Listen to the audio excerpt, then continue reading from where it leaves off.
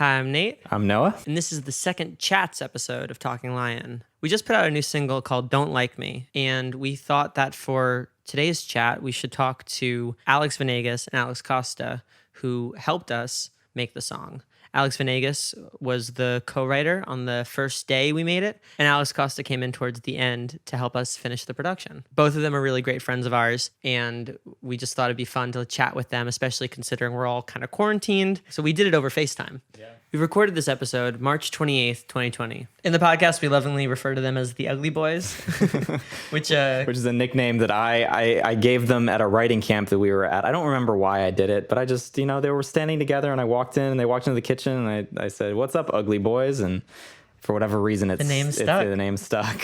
But they've become our kind of main collaborative core. We wrote Good with Alex Venegas, and we have future songs that we've written with Alex Venegas and Alex Koste, one of which is called Out of It, which hopefully will come out after all of this quarantine coronavirus stuff is over. Speaking of, we hope everybody is continuing to stay inside if that's the case for when this comes out, or if somehow we've gotten out of all this by the time this comes out. We hope you're enjoying friendship and community and everything that we took for granted before all of this stuff happened. I want to give a reminder as well that we recently launched our Patreon. The Patreon is a way for us to continue to do this as well as support a community, and we pledge 50% of whatever we make on Patreon. We will give back directly towards commissioning artists, sponsoring music events, and supporting local projects. Not to mention, there's plenty of cool rewards for our subscribers. These include Google Hangouts, one-on-one Skype calls, shout-outs at the end of each episode, shout-outs on Twitter and Instagram. You might even wind up on the show. So please visit our Patreon and help support the podcast and our music community.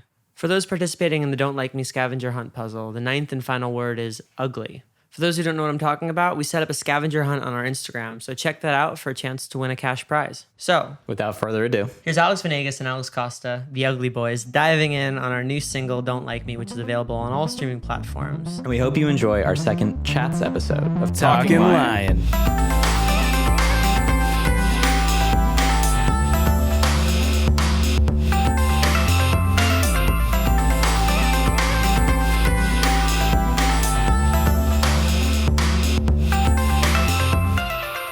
So hello, we are here with Alex Koste and Alex Venegas, the Ugly Boys. The Ugly Boys. And we're talking about. You're just gonna call me ugly like that? You know, whatever. Actually, Noah did it first. Noah called you guys ugly first. Yeah, I'm not gonna. And it was a collective. Decision. It's like you separated yourself from us, which was not cool. It was the rules of the camp. I didn't do it on purpose. I was just in another group that day.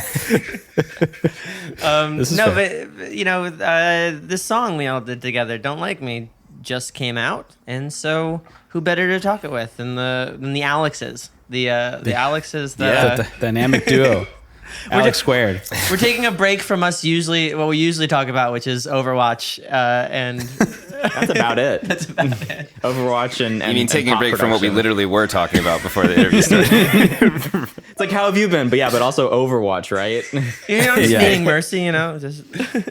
Yeah, it was crazy how quickly we went right to that. That was good, guys. I like that. I think we had like 5 seconds before the conversation just sort of. Well, I'm only playing Overwatch because Alex and his girlfriend Eden made me. Like they're like, it's here, you should play it. You're welcome. I appreciate, especially now having a video game to just play. So thank you for that. It's infinite content, right. That Overwatch. For context, it's probably still going to be happening when this airs, but we're fully in quarantine, deep in quarantine right now. Yeah. How are you guys doing with all that? It's weird. It's weird. It's just having to adjust to this type of lifestyle, and it's so weird of like usually you're out, and I mean for us it's nice being able to hang out with our friends basically all day and going back in and just basically hang out, write a song, and that's your like work for the day. But it's so weird not having that right now. It's just kind of meh. Mm-hmm. It's weird how like the first half of the day is almost unchanged, like in the sense that Noah and I wake up, we get ready. I used to go to a cafe, but there are days that I didn't, and then we work on some music or work on whatever is on the docket for the day. But the second half is where it feels weird of like not being able to go out and see friends or see shows. or improv. My or life whatever. is exactly the same. Nothing, like literally nothing gonna is say, as like a producer, almost it is nothing not has changed that- it's about not my that lifestyle other than like the occasional. I'll be like, oh yeah, I wish I were out right now, but like this is mostly what I do. I mean, other than the FaceTime sessions that there've been a couple of, this is pretty much my jam. What's like? Oh, have you done some? I'm like afraid to do the I've done FaceTime. I mean, Alex and I have one coming I've up. done, but- I've done two that were like almost purely lyric writing, which is a little bit easier than trying to do music Oh, that's stuff. a lot easier. What is like one like really nice thing that you've been able to do in this thing? Like something that you maybe didn't have time for that now you're getting to actually do? I mean, I'm caught up on productions, which is great because that's haven't been in since I moved here. So, That's true. Yeah, that's and as I'm saying that, I'm realizing that's not even true. That's a lie. I'm not caught up. those pop up. Yeah, it was funny. I was talking to Taylor yesterday, and he was like, "Hey, I'm so sorry. There's like 3 productions I owe you." And then I go, "Yeah, they're actually 6." But Yeah, He's like, "Oh, yeah." Alex Koste, we're gonna have Politico fact check that one, and we're gonna say that that's false. That's 65% true. No, yeah, that's the thing. I thought I was gonna be able to like finish. I was gonna be like, I'm gonna edit all the podcast episodes and whatever. And if anything, it's been about the same amount of work done per day because now I'm just, before I was fighting against going out, and now I'm fighting against playing video games or watching TV. Yeah. Yeah. I'm feeling Life finds a way. Yeah, Life I'm finds feeling a an way. awful. I'm feeling an awful way of like I can't like for some reason if I'm not doing work, I feel weird. Like where if I'm not at least attempting to write a song, like and take a break, like if I take a break and play video games and I do that, I can't let myself be okay with that and feel good coming out of it because I'll be like, I could have worked. And I don't know. I've been juggling with that Yeah. recently, and it's been kind of a Right. because for me, I haven't worked like worked on music by myself in a very long time because I'm mainly a writer going from place to place, writing with other people. So it's just been that's been a gambit of being I'm by myself and I have to hold myself accountable to writing and stuff like that. And that's just been a challenge and a half recently. Yeah. Yeah, I gotta fight against that impulse. Yeah, I'm this- Yeah, exactly. Yeah. Yeah, I was going to say, I also feel guilty when I'm not working, but I'm fighting through that, Well, that's the thing is like I am definitely learning the difference between like what I said I didn't have time for and what I actually don't want to do.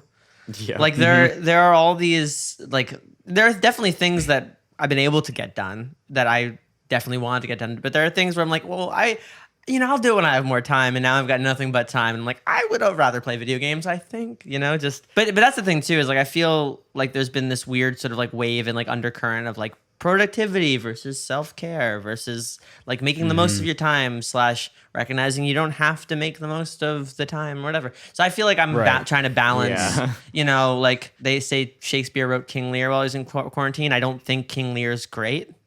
So I'd rather. Is that like some kind of bullshit argument of why we should be excelling? Yeah, apparently Isaac Newton came up with calculus during a quarantine. I'm like that seems like Newton bullshit. Came up with a lot of shit though. Yeah. These are people who came up with exceptional things on the regular. Yeah, That's true. But that's the thing is like I could write a hit now, but I could also wait for all of us to get better, and I mean I could just write a hit. I'll just do it. Yeah, I also I could feel write like a hit any day. I could write a hit. I've always maintained that I just haven't wanted to yet. I've been waiting for the right time. I don't really feel like it. Yeah, what's in it for me? Has there been like a weird thing that you've realized that you've done since this, like like a Zoom party, or like are there things that like I never thought I would do this, Oh yeah, I mean, I've had some family Zoom hangs. those are fun. Yeah, and my family they jam. We like at family vacations we like jam, which is also I like doing it, and I love my family to death, but I hate jamming, and I'm just not good at it. It's just not something that I ever, despite I guess growing up in a jamming family, it's just not something I got good at. And now on the Zoom calls, they're like, there's been some pushes to jam on the Zoom calls. Oh, I'm like, no. Oh no. It's not gonna fucking. Do you know happen. what like delays are too? It's and a like non-starter. It's just free jazz. It doesn't really matter what the timing is. oh yeah. Yeah, if anything, like the couple seconds of delay from a video chat is just syncopation, you know? Yeah, exactly. Yeah, right. That's just we just have to live with the sync. We're gonna come up with some weird rhythms. Yeah, man. I bet that there's going to be Based on- songs where people are going to be writing over FaceTime, and the writer's going to have two totally different ideas of where the melody starts in the bar because of the latency on the call. Oh yeah. Oh, And they're going to finish the song and be like, "Wait, I didn't even know the song went like that." I'm just waiting. Oh for, my God, we yeah. talk. I'm just waiting for a producer to go back and they get like they send back the bounce and everything's just like 2 beats off. Like all the melodies are just they're like, this isn't what we did. He's like, yeah, I didn't think it sounded great either, but this is what you did. That's what you were singing at me. Well, that's funny because I talked to Noah about this when we were working on "Don't Like Me," and it happened in a session. It's happened a couple of times, but it did happen in a session with you, Alex Venegas. Well, I don't have to say that, Alex. And it's like when you're playing the loop, but the writers are hearing it on like that, just like that on the different part of the bar. Yeah. And it was just like, with ours, Alex, I just like couldn't figure it out. I was like, at the camp, Noah and I got into a big fight what you guys about are it. I remember this. Yeah, because three of us were hearing it one way, and Nate was hearing it another way, and he just wouldn't come around to where we were at. But it wasn't like a stubborn thing. It's like my ear actually couldn't hear. It was like a philosophical divide. like That's how I felt with that. or even like psychoacoustic. It's Like, I just couldn't It is hear. difficult to try to like find the middle ground because there isn't. It's like you hear it or you don't, Yeah, and then like it's having like- to it's get like the everyone dress. else to It's like hear one it of to those, yours like, is like kind perception of like things. that's a struggle for them too. Like it's just it's hard. Now, for the people listening back home, how and also just for our own amusement, how do we all know each other? That's something that was. How that do we was. all know each now other? I know. So I met. Well, we met. We at the same time. So we met. Noah and I know each other. We met each other. Right. Fire. No, so we met. Alex, you and Eden came to one of our shows because you were friends with Evangelia back in New York. How recently after you had Yes. moved from New York was that show? I was pretty soon. We also only met Evangelia very shortly before moving, so we only knew her for like a couple of months. And I don't even think I met her until she was like Edie's friend in New York, and I think I met her for the first time. Oh no, I met her for the first time at our going away party. Okay, and then which is weird. Like it's so weird, Especially if you're going to the same place as that person. No, it was their. Their going away party. Yeah, in New York, ours, Eden and Oh, mine. okay. Yeah. So so I met her there, and then we went to her show in. I don't even think she had a set. It was just she featured on She one just of your played window songs seat with us, on yeah. window seat. Yeah, played window seat, and then we just all kind of hit it off, and we've been hanging ever since. And then we finally had our first session like a year after meeting, which is crazy. Well, it's what's funny. Like, there's all kinds of the night that like Evangelia introduced us was also the night that Evangelia met the bouzouki player, which sort of launched her Greek pop stuff. So that was like a big like I talked to her about it. I'm like, I feel like cosmically that was a big day for all of us because it was just all the sort of stars lining. But I just loved hanging out with you and Eden so much that I'm like, I don't want to bring music into this, you know? Like, I know. And then like in the periphery, you're like, risk. oh yeah, this is something that I'm working on. And like Eden's like, this is something I'm working on. I'm like, this is fucking great. But also I'm like, you guys are my break from everything. Like, I want to play Smash Bros. It's so hard being friends with your collaborators. It's like a really like thorny thing you have to work through when like you're working exclusively with your friends and you just want to hang out with them, but you have a whole fucking EP to finish, and then you just can't be friends because every time you hang out you have to fucking work on a thing. Like, it's hard. Yeah, right.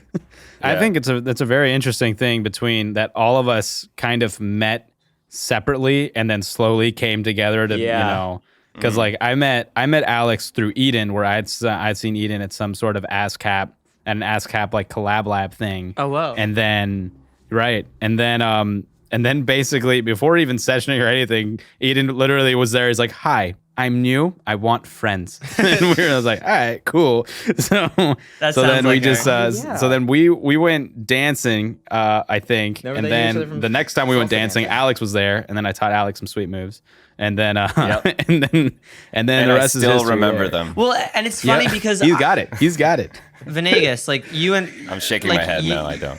We knew each other from I know. Berkeley, like we wait, what? Yes. But I said he said he's still got the moves, and I said I'm shaking my head. No, I absolutely don't. And he was like, you don't. Got him. Well, so we knew you from Berkeley, but like we and please and forgive me and correct me if I'm wrong, but we didn't hang out like the way we do now, like at Berkeley. Like we were in each other's peripheries, different friend groups, but by and large, yeah, just like I knew we had a lot of mutual friends. I knew of you, Exactly. though at Berkeley, and also, and we joke around about this. For the life of me, I didn't know your name. Yeah, to you, I was George for the first like 3 years of knowing you.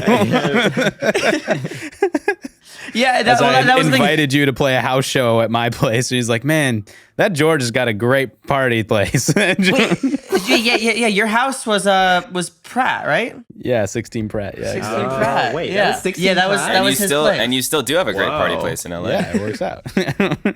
Was that the Halloween show? That was the Halloween At show. 16 Pratt? Yeah. Whoa. Yeah. That was my place. That was your place? That's crazy. I didn't realize that. No, that's the thing is like we had always sort of like intersected, but I feel like, I was talking to Curtis about it. Like there were just other things, and also I was like in my own fucking world. But yeah, that was what was funny is like a peripheral friend who I, for the life of me, thought your name was George, and like I knew you wrote, but like sorta I thought maybe you were also a video game person, which I guess in a sense you are, but like more on the sort of sound design, like compositional side.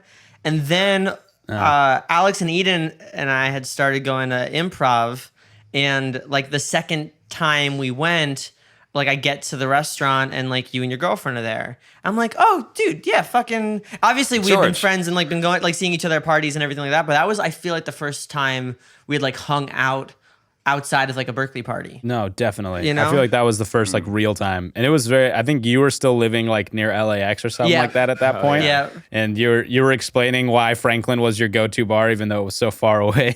But that was what was funny. Is like all these That sort of like random, like tangential sort of pieces became all of a sudden this like nice little community. It is really cool looking at the steps that come into like building your community. Like there's a couple of times where you go in and I try to like backtrack like what things happened that made this moment possible. And there's just like so many weird chance encounters that really bring that to the forefront. It's crazy. Well, and what's like funny in that space as well is that like I feel like when especially sort of tangential Berkeley people hit us up to do sessions, I'm always just a little bit like iffy. Like I always feel like a little bit off about it. Also, Noah and I for a while just didn't have people writing for Sleeping Lions songs, like other than like on a feature like with How We Know or Window Seat. Yeah. But by the time you were like, hey, we should write together, I'm like, yeah, we've been seeing improv shows, we've been hanging out a bunch, like you're fun to hang with, let's definitely write. And then it wound up being one of my favorite sessions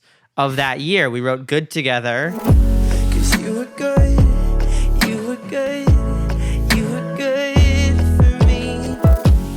You were good, you were good, you were good for me. And it was awesome. So yeah, so then we were like, oh yeah, we should probably do some more writing together. Specifically, right before the holidays, we were like, okay, can we do a camp? But the camp is just us. And so that was kind of what started this camp thing. And then I was seeing somebody in Chicago, and things were starting to kind of unravel there. And I very much brought it in to the sessions with me. It was good though. I'm glad you did that. That was there's sessions where people like come in, and then especially like artist sessions where the artist has nothing, and I never ever will have to worry about that with you, Nate. You've always got such great topics and things to bring in that I'm just like, dude, I literally just sit on my laptop and just write down things that you say, dude. There's really nothing else to it. Well, I feel like really- there are people I'm just like comfortable around, like you guys, and I felt this really strongly like at the camp. Like I just felt like I could just go, like out of it, and we'll talk about out of it another time. But like the line about the therapist, like that was, I'm gonna fucking swing and see, and that's like one of my favorite lines in the song. It's like I'm gonna, it's I'm gonna great. see how you guys feel about just getting weird with it, and then we can always pull it back. But what I appreciate about the Don't Like Me session, because we'd already written a song the day before, we were sitting down, we were like doing the sort of pre-session like hang, and I get a text from my now ex essentially saying, hey, like, I think we should just stop talking kind of cold turkey to make this easier for both of us and just kind of like call it now. And I get the text like right as we're about to start the session. And I think back like a couple days before that, I was talking to my roommate Meg about relationships and like my sort of patterns and whatever in them. And she kind of like pointedly and like with a loving honesty said, yeah, like you do all these things because you don't like yourself. And I'm like, thanks. Damn. Sick. Should probably go to a therapist. But the day before our session, Noah was sort of playing like a little thing on the guitar, this little guitar riff. And I just kind of went over it. I'm like, it's fine if you don't like me, baby. I don't like me. Not with any kind of like real melody, but just that thing, And so when we started the session, I was like, that's a really dark topic. And then like I get this text, and I'm like, that is just dark enough for like what I want to talk about. For what's happening now? Hell yeah. So I remember we went on like an hour-long walk around the block first. Oh yeah.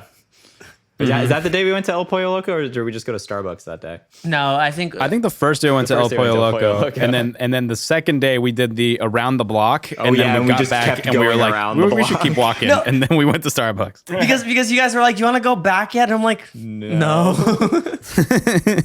Yeah. The fear of getting in the room and starting. Well, it was both like the fear of getting in the room and like just not being emotionally despondent. Yeah, not in like a fun, let's write kind of way. Like at that first moment before you go back to the house, you're like, I can't do this right now. Yeah, just the shut down kind of way. Yeah. Yeah.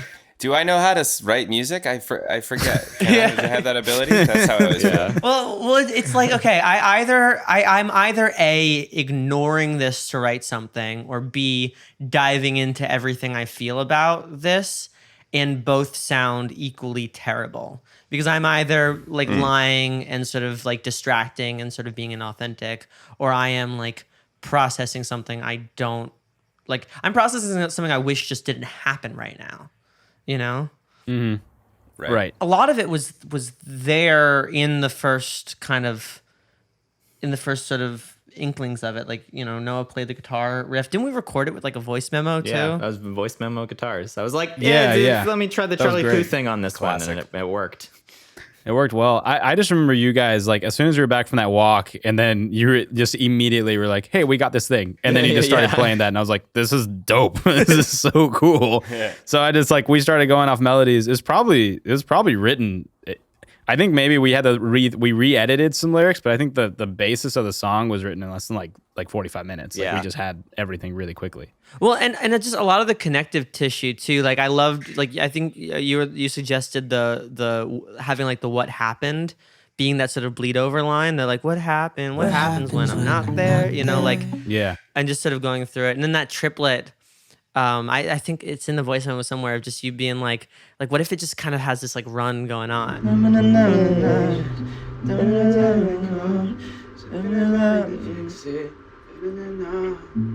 Yeah, I like if we have the the losing interest, because that's the underlying thing. I put you're running out of interest. Trying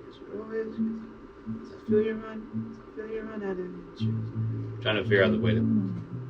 What about I feel like you're losing your interest? I feel like you're losing your interest.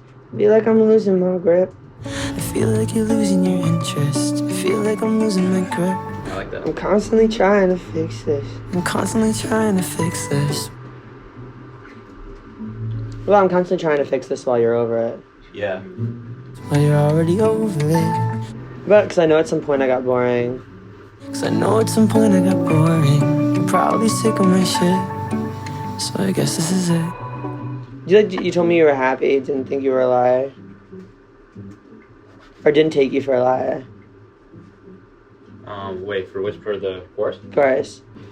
You told me you were happy, didn't take you for a lie. It's fine if you don't like me, baby. I don't mind. Like I feel like those sections, and dude, I just get snippets from you like melodically. Like you do something, and then I'll like extrapolate, being like, oh, that's cool. If it went like this, and go to that.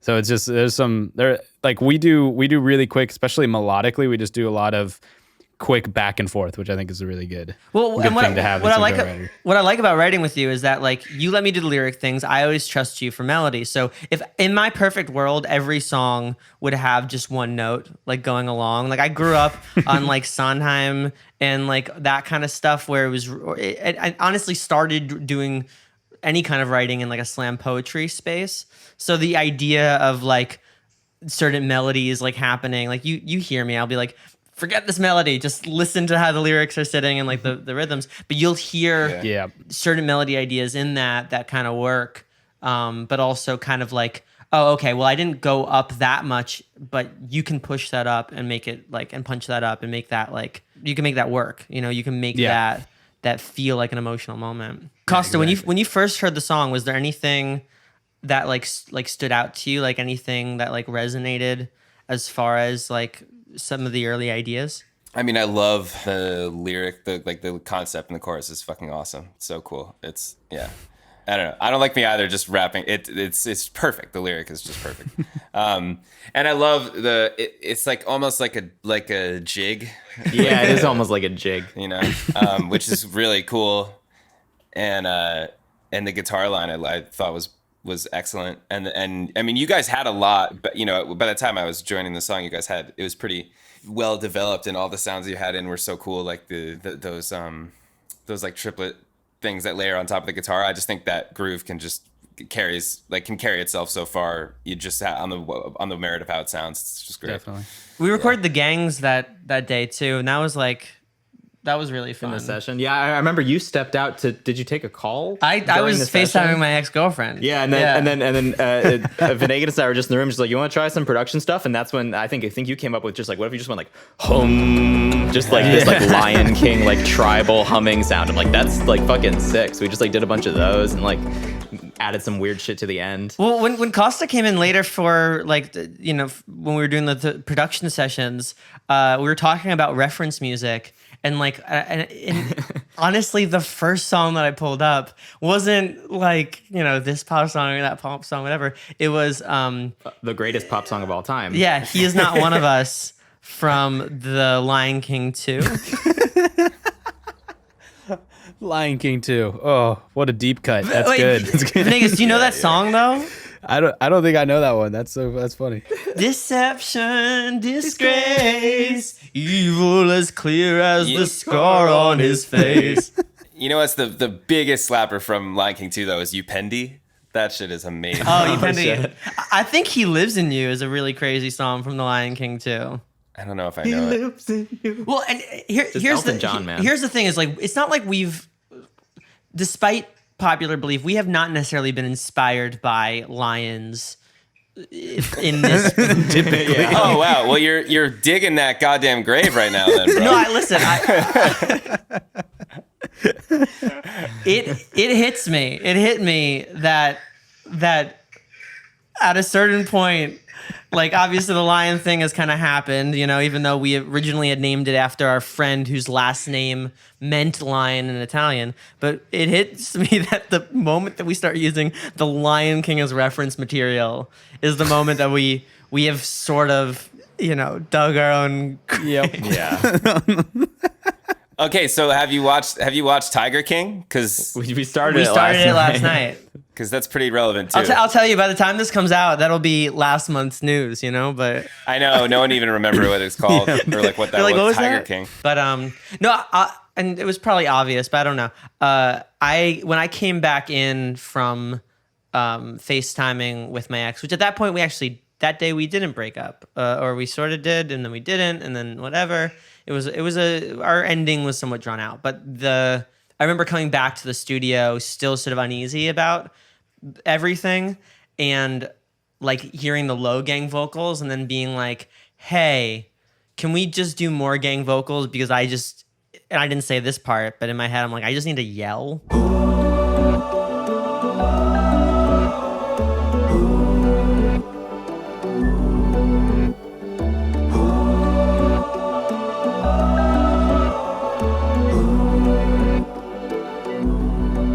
And like yell with the group and just kind of have like the like gang vocals with you especially is just always like a fun kind of like experience. They're but fun. you have Yeah. Well, Venegas has a powerful, loud voice. Oh my God. Very strong voice. It's this guy. strong. It's strong. I mean, It's strong like- for gangs. I can help out in that section very well. Well, it's strong. It's strong for everything, but you just have a lot of breath and a lot of power in your voice. Well, if there's something that I've been liking about the sort of pop punk reemergence, like the idea of like Friend and like Jackson, like everybody like making pop music now, is that you have these gang vocal moments now coming back in a meaningful way. You know, yeah. and not like in like a fight song sort of sense, but like just these ahs or these moments or whatever, you know, like I love gang Right. vocals, mostly Great. because I like recording them. I feel like every song I'm just going to record gang vocals and then either cut them or And then mute them. They're just like, Nate, this is definitely a ballad. Nope, we need to yell that chorus. we need gotta to fucking yell yell that at the that top of our chorus. lungs.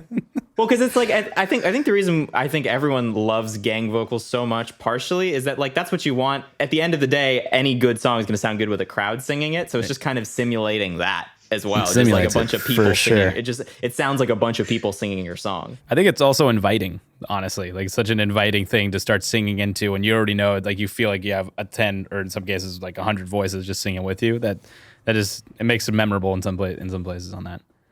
It's also like from a recording standpoint, like when I'm recording regular vocals, I'm like, okay, voice don't crack. Like, please hit that note right. Like, I'm very in my head. Yeah, I'm either in my head about the actual like technical side of singing because I'm not a particularly well-trained singer, or I am trying to sort of be in the emotion of the song, which means like I'm just playing like a slideshow of like X's, you know? And so like recording solo vocals is always just a bit of a head trip and also feels like method acting sometimes. Yeah.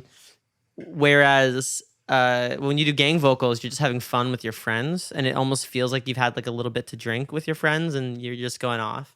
You know? It's like yeah. a little fashioned sea great. shanty. But what I also A sea what I shanty. liked about the early production, like the early ideas that were set, was that a lot of it just kind of came from what was in the room. Obviously, the gang vocals being sort of, okay, well, we're all together and I need to scream, but also like, okay, here's the guitar and here's the voice memo. You had an upright piano in your studio that sounded awesome.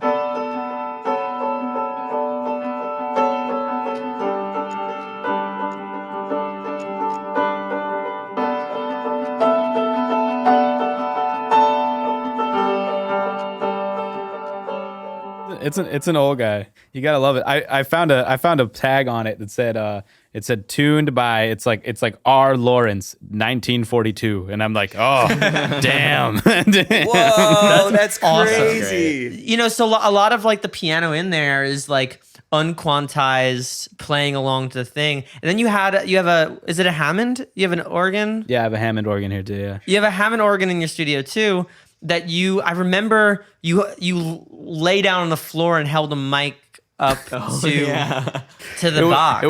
It was during those early days of being like, yeah, where is the best? This thing was just abandoned inside of this garage, and I was just like, yeah, I'll take it. So I'm still, even now, still figuring out the best ways to record it, but at the time, it seemed like the best way to do it, and so I was just laying out on the all under floor, it. going prone, and just making it work. But what's nice is that like I feel like a lot of that like human stuff winds up reflecting in the song itself. Like the song opens with Noah actually like messing up the guitar line like in the memo. Like it was not a sort of staged like, you know, like he was like, okay, here. And then like plays it.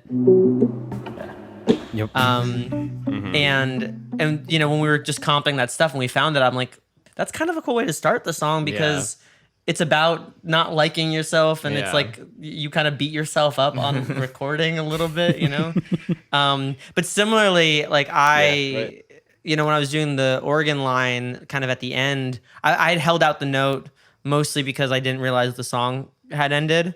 Or didn't realize I was in my head recording parts that we could then fly in, but because it was in the sequence, it just sort of extended over after all the tracks ended, and I was playing like kind of jokingly, like it was a church organ, so I was going like da da da, like, and the ending was sort of lame. So because again, I was kind of jokingly playing it like a church organ, so we wound up just kind of like cutting it early and being like, well, okay, let's bookend this, and I can like stand up from the piano and and be like, oh well, forget this song too.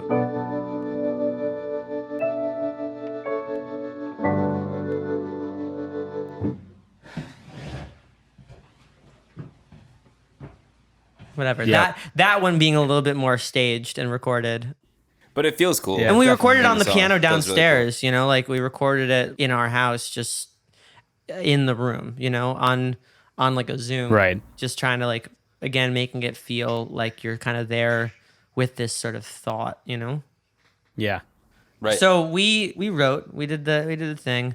But then in that time, because I think by the time we were writing Don't Like Me, Koste and I still hadn't done anything together. But if it was before Yeah, it the was camp, December. right? The Yeah. camp was Yeah, our before first the camp. session. The camp was you guys' first session? Yeah. It Oh, that's was. crazy. Beginning of January was our first session, and then Don't Like Me was written before the Yeah, it was the written in holidays. December. Yeah, like the very So, yeah. beginning of December. So yeah, we did this camp together, and it was like, I don't know, it was just like lightning in a bottle, because we wrote this song called Out of It that just like really, the people will hear it, at some point. And that song just like absolutely hit home for me. But yeah. Alex, you were doing like all these like really cool like production things, and you'd also shown me like in the camp I got to hear like you as a producer and as a writer and everything like that. Like because when we hung out, we didn't necessarily just like share stuff or whatever, because we were playing Smash Bros or going to a bar or whatever. Yeah, we're busy. Yeah. But just like hearing just like how, like, because you had this one song like called Ashes that you guys did that was just nuts. That was great. At the camp, yeah. Yeah. And it was just like this like nice blend of, we did this song and then Jackson wound up hearing Out of It, and Jackson was like, these songs are like 90% there, but like get somebody to like do well, like just to get it right, just like to do right by the song, and like like Koste's got you, like. And so I hit you up. We're like, okay, let's make this like the team, like let's make this how we're Yeah. gonna do things for the foreseeable future. Let's just like go in. Yeah. So then there was production day, which I feel like production day is you Noah and you, like you guys went in. I was sort of like hanging out. I think I went to therapy at one point. Yeah, you were. You You did go to therapy during one, which is relevant. Well, to the other song, I guess. On theme, But, on no, I mean, brand but for you the you entire had you definitely process. had input that was very valuable and Yeah, fun like when make we it sound were like the doing Lion But, King. yeah. Make it sound like the Lion King. An important note. Well, I think especially when it comes to production with Sleeping Lion, like we work best. There's a reason we made our first record while Noah was across the ocean. Like we work best when like Noah can try a bunch of things without somebody breathing over his shoulder, and then I can hear it with fresh ears and make certain decisions about like these things, or what I'm hearing, or okay, well he's looking at like the trees and I'm seeing the forest, etc., or vice versa. And so I feel like what's nice about when you guys came in is I could have that same kind of experience. Okay, I could do some of my work, I can go, but then come in and be like, oh yeah, I think like we're losing something here. I think we're and also like, have you guys heard this song from The Lion King? Yeah. Well, the other thing is like, I feel like with like, Nate and I get demo love pretty hardcore with songs, and with a song like that where it was so folky and so intimate, when I was first, I tried working on And it. personal. And personal. When I tried working on it in Rome, I started by like, my first instinct was like, okay, it needs to bump a bit harder. Let me add some percussion. And I added some percussion and like a backbeat, and it just didn't feel right. And I felt like I was losing something from it. So then after that, I was scared to like bring in a snare or like bring in more percussive elements. I'm like, no, I need to make this record work just as like a big folky wall of sound. And the nice part about having you on it, Koste, was just, you came in and just like, yeah, here's a percussion loop, here's a snare, just put the snare there. And I'm like, oh, right, it can work if it's done well. Like, it was just nice having another brain on it to just be like, yeah, like you kind of need a backbeat here. And I was like, yeah, you're right. You're right. At the end of the day, it doesn't need to be there. Well, and we were going into the sort of production side of it like with a scalpel. Like we were really like we had such demo love for the song that we were like afraid To, like, touch it at it all. with and Yeah, afraid, right. and because like you had heard it, because also like you have your style and you didn't have that same kind of like initial connection with the demo. You came in with a machete, and what was nice was that like that is what the song needed. Like it needed somebody to be like, well, what if we try this, like, and push it all the way over here, and that way we can be like, oh, we actually like it over here, or okay, I like parts of what's over here. Let's bring it back though on this this thing. Yeah, just go somewhere to know if it's, if it like it's still really helpful even if you're like, oh god, no, this is terrible. I hate that. Like, because then you know that you're in the right place on the other side. Learning how not to build the light bulb. Yeah. As Edison famously tried 99 different ways or whatever the fuck it was.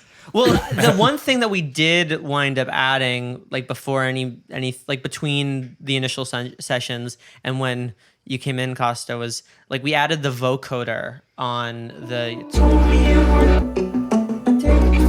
Oh yeah, like we added this. Oh yeah, that's nice. And what it did was it added like it instead of turning, originally the chorus felt kind of like a one kind of continuous block, but then that kind of brought in that kind of almost like halftime feel. Yeah. Or that like it was emphasis. like But we didn't necessarily know how to like execute it past that point. So it was really cool to like have that, like for you to come in, hear that, and then like kind of lean into it better. Yeah. Yeah. And it was also so fun for me just to. It's not a role I usually take. I'm usually like starting songs, or I guess I've done it a few times where I take stuff from other people and like finish. But I don't know. It was really, really fun to play that role, and I'm excited to do it on future tracks. Like, well, I guess the next one was the one that we started. Well, what's interesting about Out of It is like you started it. We're like messing with it, and then I'm like deep in crazy land with it. So I'm gonna need you to pull me back out eventually. Oh, beautiful, amazing. Okay, Perfect. Well, and deep in crazy land. But that's like also, and obviously like when we get out of all this madness, quarantine stuff, like want to do, I think it'd be really cool to do like a 4 session, because even Out of It like was the 3 of us, and now Noah's sort of been brought in on the, which is rare for us. Usually it's Noah and I in the room. Doing the thing. We have not necessarily yet had a song start to finish be the 4 of us, and I think when we get out of the quarantine, it'll be really fun to do. But I think Let's also definitely do that. I think like what I really like about how you approached it, Alex, was like you were just hearing like you would try weird stuff, but you were also hearing what space was in the song, like what like could be accented, what could have these counter melodies or these like, I don't know. It was a very cool thing to watch peripherally, to sort of watch Noah go outside of his comfort zone, like watch the song sort of evolve and then like all come together like in this new sort of space. Yeah, it was a fun process. Also, shout out to the skeleton dance. Like we can't talk about the production of the song without mentioning the skeleton dance. Which is just I forget how it came about, but I think you were just like, oh, let me put a little fill here, and you found some little splice thing and like chopped it up, and it just sounded like a nice little like, that's the skeleton dance. Which is just my favorite. Like I'm never gonna hear this song again and not think about that. It's like the spooky skeletons. Yeah, it's like the spooky skeletons. That's awesome. I gotta listen to that. Do you know it's the fill before the? Yeah, you'll know it when you hear it. It sounds like a skeleton. Now that you know what it's called, you'll know it. Yeah, but Alex, I'd be Koste. Oh, right, I don't have to do that. I'd be interested to know, because I've always kind of wondered on people like doing edits and stuff like that when they come in, because I'm a sucker when it comes to demoitis. Like I really get attached to things that I've just heard for a long time. So like I'll like replay songs and be like, no, I just really liked it like this. Like this is and it's just because you've heard it for like 50 times at that point, because you're always listening back. Yeah, right. So I don't know, what was that experience, and what were like the first things that you were like, yeah, like this definitely needs to go. Oh, this stuff, like let's actually do more stuff that was actually in this realm. I don't know. I'd love to have just some normal songs of mine that like people can come in and just really do edits, instead of me sitting over there and be like, oh, like a lost child, be like, oh, don't hurt him. No, don't do that. Yeah. Well, and I think like to your point, like I don't think that like people realize that there are finishers, that there are people who like do come in with fresh ears and do that stuff, especially because like demo's the thing you cry over. Like demo's the first session, it's the car ride after, it's like the thing that you have the most emotional connection to. So that's a very real thing, that sort of demoitis. Nothing's ever quite gonna feel like the people like us who work in the weeds, who work in the gutters of like EQing a vocal or EQing a snare into infinity or tuning a vocal into infinity. Like it's not as satisfying to like nail a final mix or to get as a mix engineer or even to get a final mix back as it is to like make the thing. Like, it's never gonna hit that same mark. That's a great point. It's much less glamorous work. Here, like the demo's the first hit, and like the final mix is like the attempt at getting that. It's like this shit don't get me high anymore. You know, like. Yeah. Like if you can get even just a taste of whatever that first high was, then you know your song hasn't like devolved over the course of the production. But I interrupted Alex's question. I mean, my instinct, I think, is always to go just way bigger, which I think we worked well together because I can definitely take that to an extreme, especially in the context of Sleeping Lion, because you guys aren't doing like huge, ridiculous drums like I often do. I tend to skew like, what's the smallest way I can make this slap? Like my tendency is always like, if it can be clicky and not sound like a bunch of tychos in a room, like that's what I want. And people are always like, make it bigger, make it slap. And I'm like, but it could be so intricate and delicate. Yeah, right. We're recovering folk kids. Yeah. But that's what makes your guys' stuff so cool and so special in a like pop landscape of everyone doing just big shit that doesn't really have a lot of intricacy. So yeah, I think I wanted to do more drums, more louder drums, and just try different things in the chorus. That was the biggest challenge because we did have to mess with it for a while, like getting the chorus right. That was the hardest thing. That first chorus for 2 straight days, pretty much. Yeah, that was like the meat of what we were working on, and it was just the goal to get it to feel different than the verse, I think, and come up in energy, but still leave the song room to grow. Because this song grows a lot over the course of it in a really cool way that most songs don't get to, or like I don't know, it's sick. It's really cool, I think, how it has come about. But yeah, that was the big challenge. So we tried a bunch of things. We tried like doing like hard mutes, which I think felt a little too inorganic. It was just hard to cut some of the things. Like sometimes like there'd be an effect or something. Yeah, there was so much going on in that session. So much of our time is devoted to like hunting down reverb trails, meaning like, what is this motherfucker? We can still hear something that's not getting muted. Like I need to like make a track for this aux and put some mute automation there. Like it was a lot of like spreadsheet work just to get it to sound how we heard in our heads. And also me working on your computer, I was like a 4-year-old. I was like a baby learning how to use Logic. Because I have like to any other producer, even people who use Logic who sit down on my computer, it's like they've opened some arcane wizard book and they're just reading. You've reskinned it, different shortcuts. Reading the runes. I've changed all the key commands.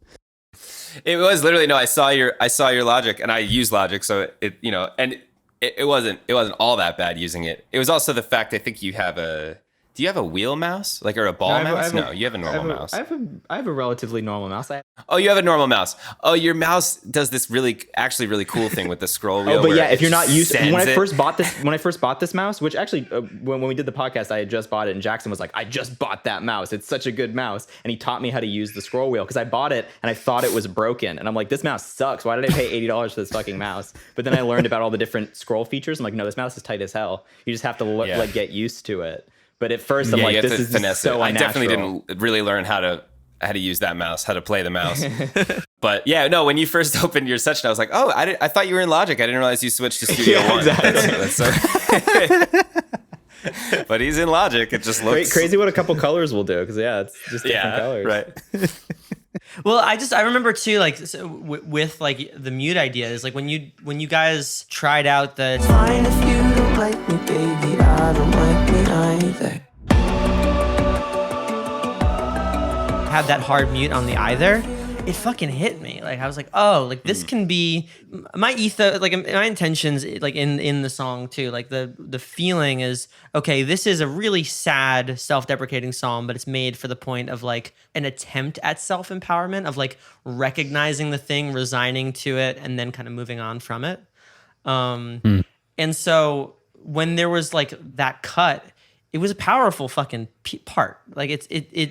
I feel like whenever there's mutes around a vocal, there's an inherent kind of power dynamic in that. Yeah. You know, it's Yeah, like, for oh, sure. you have control over the track and you are also standing sort of by yourself in the thing. So I think it hit home, and it's cool because I think the mute is longer on the first one because you're sort of like alone, but the second one, it's just this like very quick cut.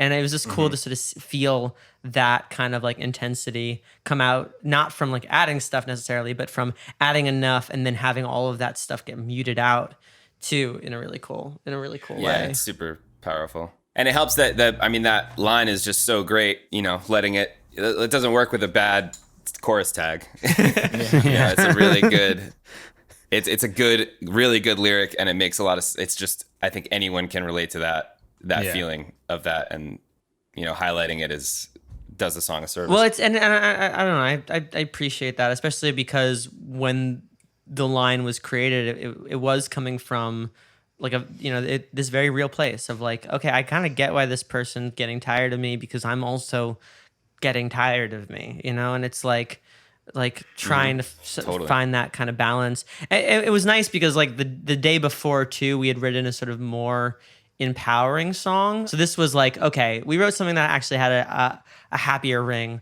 Let's get real fucking dark on this one and see. Let's get the see where it sand goes. part going. Yeah. But I feel like also, you know, what we got like good versus like window seat or how we know is we'd suddenly found a new kind of intimacy with our music. Like I feel like what good felt very close. Good felt like you were in the room. Like good felt very candid. Even when like the trumpets and everything come on, they do feel like you're in the room with the trumpet.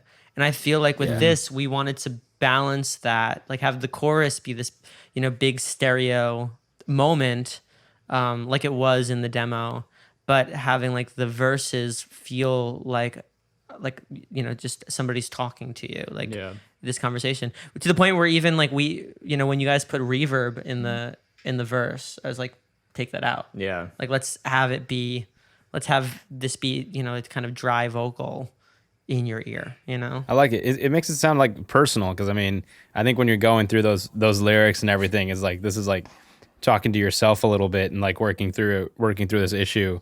And I feel like making it personal, like actually making it drier to make it feel like directly talking to them, like they're right in front of them in the room, instead of actually having that space of the reverb making someone sound, you know, further away and kind of like, I don't know. I feel like that was really. Well, yeah. poignant The as only well. reverb in it is in the verse is on dead air and not there. Like it's a very intentional Love use that. of like it's like dead air because it's just like reaching out to someone through the void, but then the rest of it's just like super close conversational.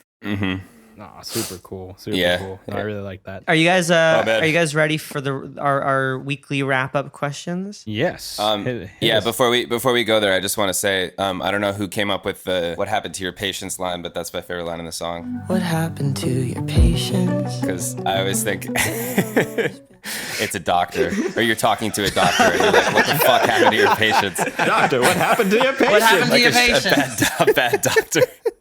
What happened to your Every time I hear that. Oh, I forgot about that, but now I'm not gonna unhear Yeah, no, I it. can't unhear it. And now we've cursed the listeners too with Enjoy. I've done you a favor. Bonus you get from listening to this podcast. We've ruined the song we've ruined the heartfelt emotional intimacy of the song with the skeleton dance and Doctor, what happened to your patient? we needed a rhyme for anxious, you know, and I guess actually in retrospect it doesn't even rhyme that tightly either. Wait. You know, we could have just a second version of just, you know, full on. This is actually just us addressing a really bad doctor. Yeah, right.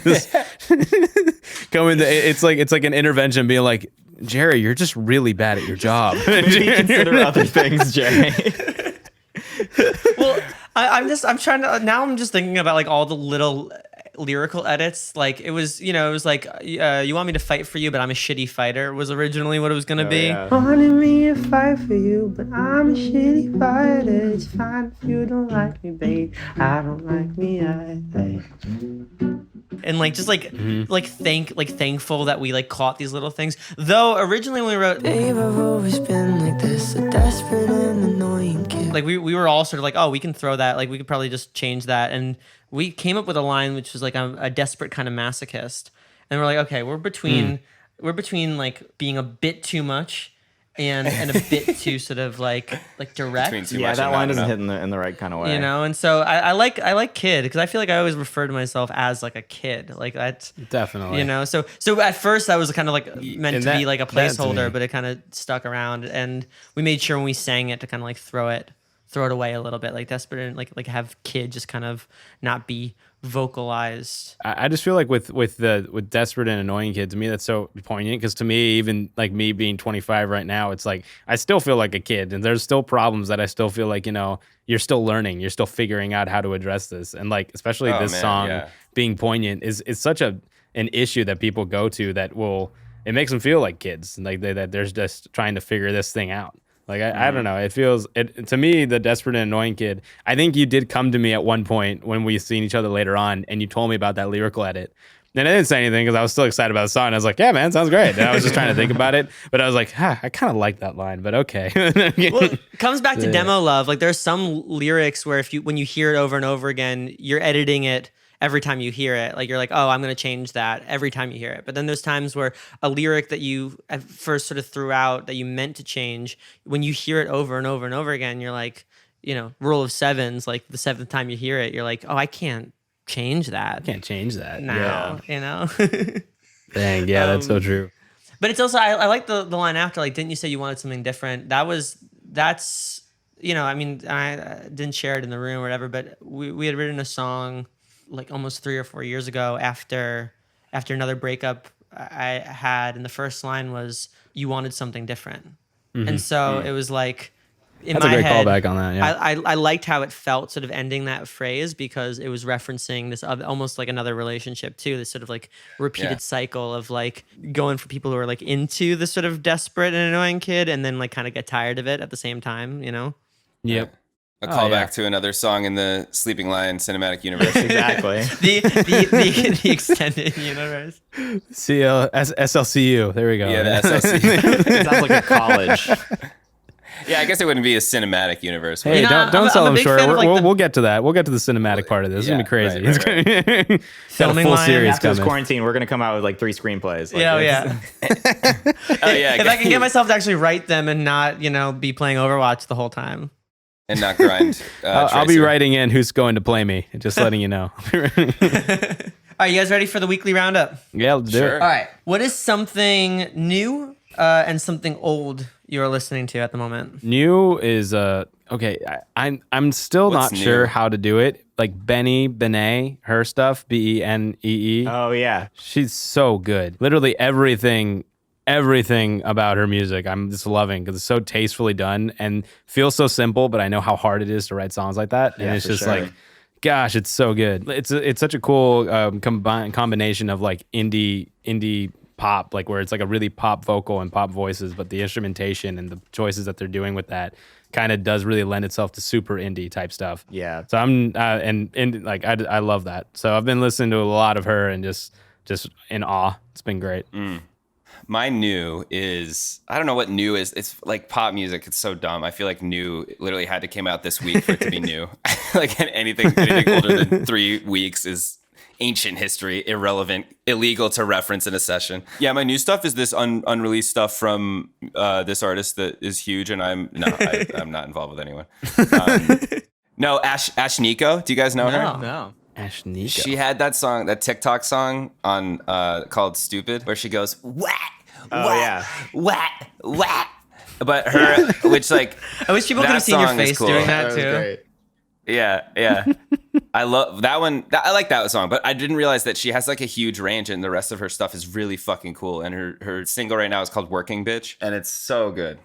So yeah, "Working Bitch" and "Hi It's Me," which is the title track from her EP. You do old because I have to think. I'm going to now. fly the question over to Noah real quick. Okay, something new I've been listening to. There's this artist, Healy, who popped up on my Discover Weekly back in Boston. He had a song called Unwind. which Discover Weekend. Discover Weekend. Yeah, we're all discovering our weekends, really. It's all Is weekends that now in the not? quarantine. I saw that and assumed it was Maddie Healy's. No, solo I project. I saw that too. Maybe why I clicked on it, but no, he's just like this like vibey, like down tempo, like R&B, like hip hop kind of guy. He has a new song that came out called Nike's On. It's just like a fun, like swaggy record that I've been listening to a lot. Cool. I'm rocking to Jeremy That's awesome. Zucker's "Not Your Friend." That's such a good. Oh, that that's song such a is good so song. Yeah, good, that dude. song, I that love song is. There's just something really satisfying It's about the so way he good. just goes like, "I'm not your fucking friend." Like, What I love about that record is just how tiny and dry it is, but how much it slaps. Like that's like such a like that's like I feel like that's the shit I'm going for all the time. It's just like an acoustic guitar with like a little bit of like flourish, a couple delay throws, and just like really clean vocal production. Like that's like such a good style to be able to pull And off. you know what? The relevant to what we were talking, very relevant to our whole conversation. Really great use of group vocals. I like got chills when the group Yeah. vocals Oh, first yeah. came Oh in my that God. song. And I good. still thought the same thing. I was like so impressed with how big it, because he doesn't really do big. He doesn't really get big, like almost Yeah. ever. And I was so hyped to hear that on a song from him. I was like, I was blasting it in my car. And that reminds me. I gotta listen to that. he's obviously 8 a more times. pop guy, but it's so awesome, like how much folk is in there. Like, it's not surprising that him and Chelsea Cutler made a folk record together. Yeah. Like, there is so Yeah. much like reliance on like tight writing and minimalism and emotion from the performance that, like, I don't know, I definitely love that song. Yeah, dude, his trajectory as an artist has been so. Did you guys listen to him? Like, I was a real fan from the start. You know. I first heard him on the Black Bear song. Yeah, I first heard him on the Black Bear song. Oh, okay. He's got these EPs, Beach Island and Breathe. I mean, Beach Island is like that's like very way more. Blackberry. I went back and listened to it. Super It's way hip more hop, like hip hop, R&B, like yeah. almost Jack Johnson, like dude on a college campus with a guitar kind of vibes. Yep. And then he's just gone so like folky and cool. Oh, he's Yeah. killing it. I love Yeah. that song. That's one of the songs that Caitlin, that my girlfriend, showed me, and she just won't drop it. She's like, I showed you that, right? Like, just for once in her life, she showed me a song, and I'm like, yeah, it's great. You can really drop that now. You can Like, well, it was on New Music Friday, so it doesn't really count. You don't get to show someone a song that was on New Music Friday. Gotcha. Okay, Alex, you're old. You're old, Al. You're old. You're old, fucker. Woo. Thanks. I'm the oldest person on this call. Ancient. I've been just now having so much time in my hands.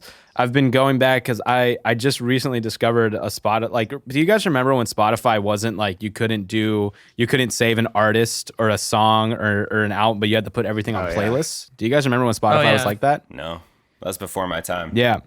Was it? But for that, I just remembered I used to have all these, like, I used to like make a artist playlist, and then I would add all their songs to that, and that's how it would filter through my artists. And then I realized that I made one like back in like 2012, I made like a playlist of all the indie things that I like, because a friend of mine had asked me to make a playlist for him. And I've just been listening back and just listening, like now doing music as much as I do, and just going in and now knowing, like figuring out why I like that song so much has been just awesome. I've been loving doing that, going back and listening to like Jungle Giants, like Vampire Weekend Contra, Vampire Weekend, Modern Vampires of the City, and then just like just going and listening, especially Modern Vampires, is just insane. And also listening like lyrics, because like back then I didn't care at all. I was all there for a melody and a jam, and I was like, yeah. And then suddenly I'm like trying to like go in and see what they did lyrically, and it's amazing. Crazy It's fucking some lyrics, really cool stuff that I did not appreciate. Yeah. That genre and scene had the most insane lyrics. Their shit, they didn't give a fuck. they just didn't. They didn't care, but it's also just something about like they would just bring up things that you're just kind of like, whoa, I would never think to do that. Like I find myself going back and just literally filtering around like the same topics and same words, because that's kind of what's in right now, and just making conversational. And these guys were over here just doing just the weirdest things, but making it work. It's so good, man. Well, I grew up like very into like pop punk stuff, like pop punk and folk, which I feel like, on the one hand, I stand by that, like while like mid-aughts pop was trying to like figure out what they were doing, and then kind of like reached that kind of conclusion in like Teenage Dream and stuff. I feel like pop punk was like pulling up the rear on like really great fucking hooks. But also what was like so interesting about it is like those pop punk bands were saying some of the craziest shit. Like I was, and Costa and I have talked about this. I was a huge Say Anything fan as a kid. Yeah, Say Anything is nuts. And Say Anything has like Wow, I Can Get Sexual Too, like, which is a crazy lyrical song. But they also, I mean, one of their biggest songs was literally like a love song that took place during the Holocaust. Like it is, and it's a beautiful, I mean, it's actually a beautiful song. Like it's a really crazy lyrical thing. His lyrics are nuts. Oh my god, yeah, Max Bemis. Crazy. But yes, that's the thing is like I feel like so much of my lyrical drive came from enjoying these pop punk bands and Broadway and slam poetry of just like, okay, here are all these like very candid words and not necessarily like what is the sort of word or words or phrases of the time or like the moment. But now I'm going back and listening to all this stuff and being like, oh my god, like the production in like early Paramore was nuts, you know? Oh man. No, but my old is in like 2015, 2016, Lido did not just like a remix and not just like a cover, but like a full flip of Here by Alessia Cara. But he rewrote the entire thing to reflect what it was like to kind of be in music at that time and about like touring, about like just sort of dealing with this weird kind of like rat race mentality. There's also like at the time he was going through some trouble with a label because he had done this remix of Latch by Disclosure that did really well. So like he's going through like all of this stuff. I don't know. I feel like I really listen to it like once or twice a year just to get that feeling of frustration out of my system.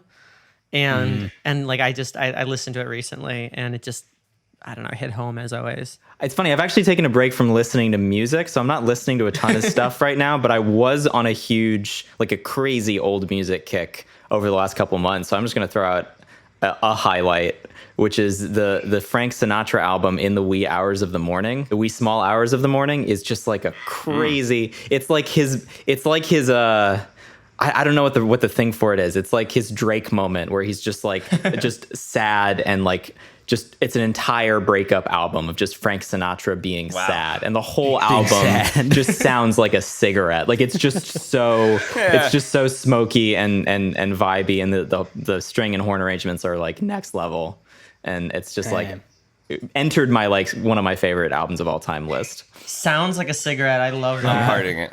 Yeah. I'm gonna listen to it now. Okay, so what is a cool thing you saw or learned this week?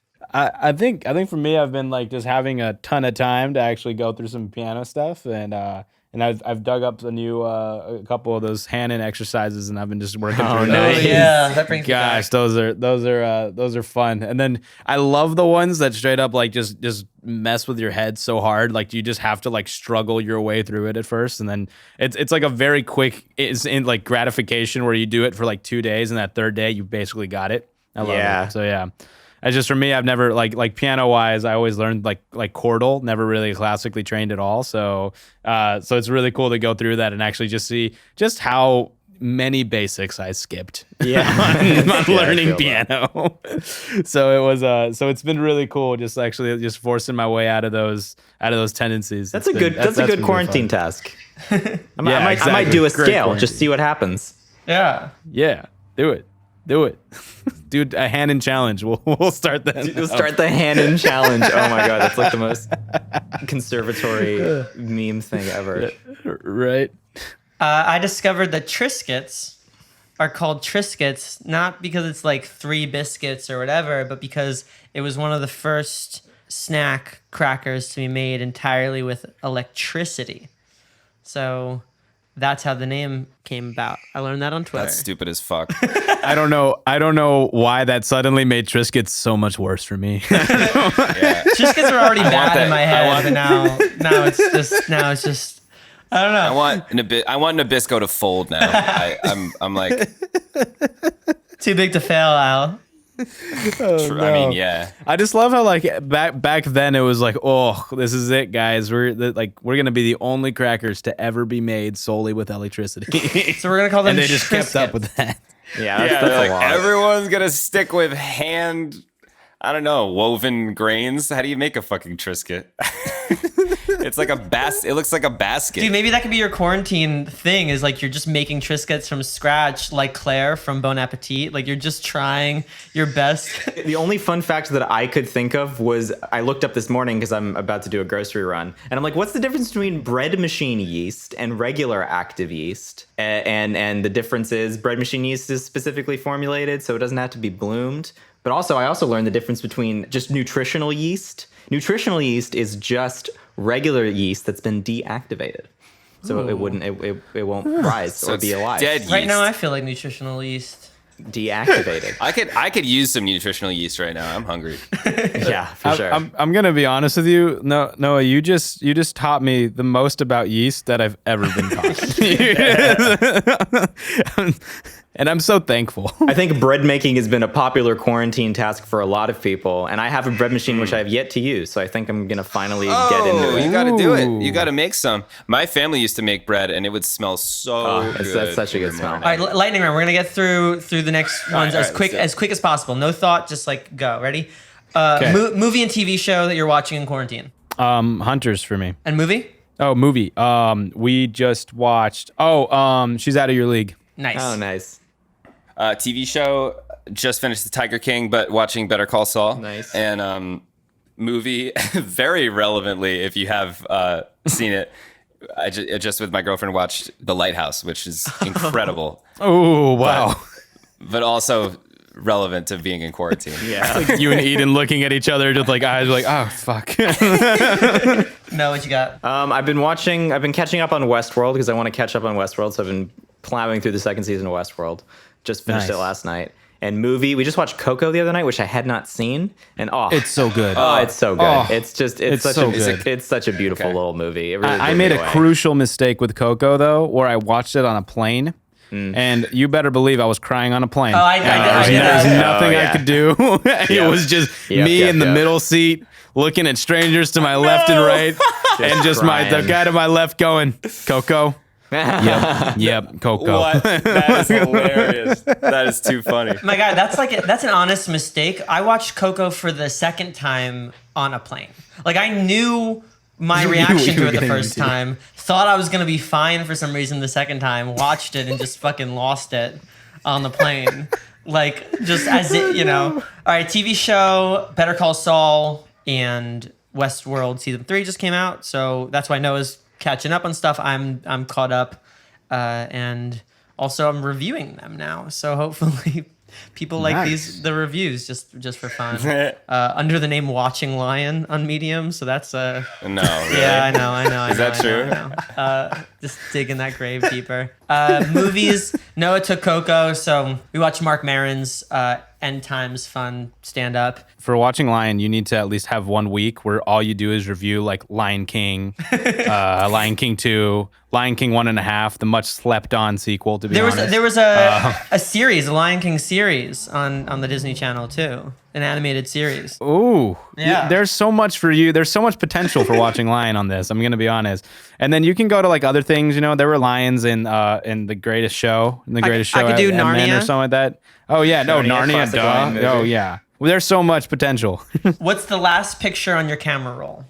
Oh, it's a photo of sushi takeout that Eden and I got last night. Nice. It looks delicious, and it just made me hungry. Mine's a fun one. It's a screenshot that I had to take to prove to my mother that I did in fact call her that day. That's funny. She's like, "Well, I didn't get that," and I was like, "But I did call." My last one is actually you guys. I took a screenshot of this chat, you know, obviously for the story, but the one prior to that was the first poster for Triscuits. Nice. Beautiful. Baked with electricity. The last thing on my camera roll is a screen recording of a voice memo for the song that I wrote with Amelia Ali, Love the Ocean, because I made an Instagram post about it. Yeah. And the picture before that is an upcoming Instagram art piece that I'm working on. A working man. He does work. What you gonna do about it? No time for goofing No off. time on for his goofing phone. off. No. What's on your mind? Exclusively food at this point. I just filled up on chili killers, so I think I'm good for like 3 days. Oh my god, homemade or takeout? Takeout, but from Marmalade Cafe, and if you haven't had the chili killers from Marmalade, then you haven't lived. That is some good stuff. Okay. I want to. But no, I think on my mind is how many hours can I justify putting into Overwatch? And fellas, let's we all know what we're doing after this. No, what's on your mind? What is on my mind? Food is definitely on my mind. I made a massive grocery list yesterday. I looked up like a bunch of recipes for stuff I want to make in the quarantine. So I'm thinking about that because I want to do a grocery run. I'm thinking about how to get better at Overwatch. In general. YouTube. Yeah, because Noah, you're not like historically much of a gamer, right? I am Like, you have- historically much of a gamer, but I think ever since moving to Los Angeles, I've become much less of a gamer. When we met, he was like designing video games. Yeah, like, I played a lot of video games in high school. I wasn't MLG, but I did a couple like Halo tournaments back in my day. I'm like a veteran like gamer, but yeah, Halo. since like I didn't have a PS4 in college, and then I moved here. And then my dream was to set up the projector and buy a PS4, and then I did that, and then I ended up spending more of my time just making music, hanging out with my significant other, or watching content. So I like never got back full into the swing of gaming. Now that I'm in quarantine and single, it makes a little more sense for me to play more video games.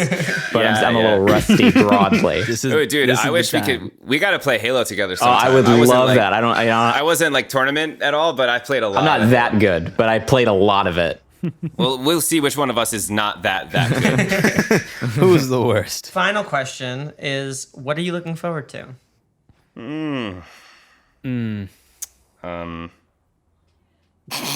Wow. Well, to be Fucking honest, devastating. Holy shit. What are you looking forward to? Yikes. for me, just to be done with all this madness. Personally, just to be able to, like, I don't know, Sophia Grappari put out a post of being I miss my friends and put all these pictures of everyone hanging out, going on hiking trails, drinking together, and God, that hit me. I was just like, oh, I really do miss that. Like, video games can only substitute so much. So it's been I'm really excited to just like something. I know it'll be over by then, but something was like, I can't wait for like the summer to roll around. And like I've recently got a lot of friends who just moved into houses with pools and going to the beach and stuff like that. Like, I don't know, I'm looking forward to that. Like, that was like a nice little, oh yeah, with luck that's gonna still be there. So Yeah, that's gonna be what I'm hoping what's for. up. I guess I took the big one, didn't I? Just ending the quarantine. Definitely looking forward to that. I forfeit my time. You plead the fifth. He's looking forward to playing some Overwatch later on today. Yeah, I'm looking forward to playing The Witcher 3. I know, that's so sad. Looking forward to lunch. That's too sad. Looking forward to food. Yeah. What is that they say in like Congress? Is it I forfeit my time, or is it it's like I give my time to the gentleman from North Carolina? It's but it's not, I cede my time. I concede Is the it- floor or something. Yeah. I concede. I forfeit the remainder of my 3 minutes to the. I don't fucking know, but that's what I'm doing. What am I looking forward to? Going to the grocery store. Oh my God, it's all I want right now. It's the I only actually thing. do that I too. told myself yesterday I'm going to go to the grocery store today or I'm going to die trying. Well, don't say that too loud. I'm going to say that in line at Trader Joe's. I mean, yeah, obviously the elephant in the room, being the I can't wait for this thing to be over. But right now I'm working on a film for a friend of mine, and it's a really nice, like heartfelt, funny short film. And I just got a round of notes to do, but it's just one of those films that like I really enjoyed working on, and I was really grateful to kind of have this like project while all this was sort of going down. So I'm looking forward for that, and also it'll be out by the time this is out, but I'm excited for Don't Like Me to come out, and excited to just sort of figure out what our year is looking like kind of past this point, and like what songs we have to sort of move around, what songs we have to put on hold, that and out of it. Like, I'm really excited about those songs, and I can't wait That's pretty hype. till we can actually record videos and like actually put them out. And it's just sort of a reminder that like a lot of the best stuff is around the corner, and that like I don't necessarily need to be like super productive in this quarantine because we've already put in a lot of work before all this kind of went down. So That's great. That's a good mindset. yeah, and so I see this as like everything else past this point is kind of like a bonus. So. Yeah. Yeah. Hey, and I'm excited for our session at the end of all this. Where we all Yeah. get Yeah, together the and four write some of awesome us. songs. That sounds like Hell a plan. yeah. I was very excited about that. The reunion of the let's Ugly do that Boys. for sure. The Ugly Boys, Boys. plus one. +1. Noah's got to get ugly. I got to get uglier. Can you imagine if your high school bully like just said you were ugly, or just called you an ugly boy? That would be Heart shattering. You get off so easily. I don't have to imagine that. Devastating. Noah did that to our face. You know, I just did have to too. relive that day at the camp, you know? Like, And in that No, but there's voice, something like, very "What's different up, ugly about boys?" saying "What's up, ugly boys?" and going to specifically me. You are an ugly boy. Like that's fucking savage. Like the singular. You are one ugly boy. You are one ugly boy. no, but Alex matter-of-factly, and Alex, too, thank dang. you so much for doing this with us. I look forward to doing more when the other songs release and look forward to the Ugly Boys reunion when all this is over. But you guys are like our best friends out here, and we're just really, Oh, man. you know, happy that this worked out, and looking forward to playing Overwatch.